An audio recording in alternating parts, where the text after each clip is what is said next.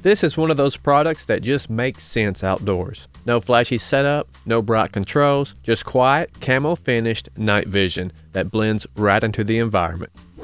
Today we have the VisioGear Night Thunder X3, and it comes with everything you need to get started right out of the box. A neck strap, a USB cable for charging, your paperwork, and a 32GB SD card.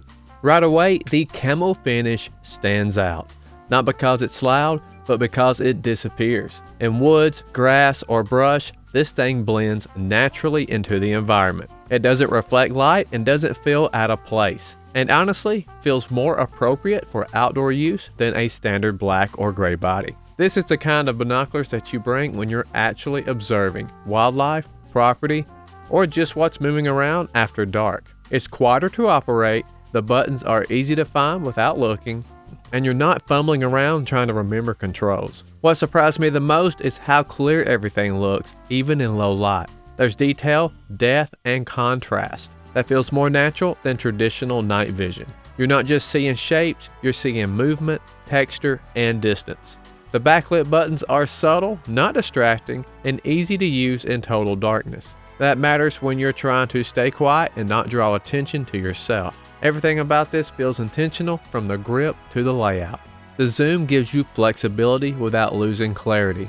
Whether you're scanning a field or checking a tree line or just watching movement at a distance, it gives you confidence in what you're seeing. And battery life is one of those things that you don't think about until you need it. You get up to 18 hours on one charge. Equipped with a 5,000 milliamp rechargeable battery, the Night Thunder X3 delivers around 18 hours with the IR off and around 10 hours with the IR on. This will easily last you long sessions whether you're out camping, hunting, or just spending time outdoors after dark. And just in case you need a tactical light, it has one built in. You can use it as a steady light or a strobe in case you need it for an emergency.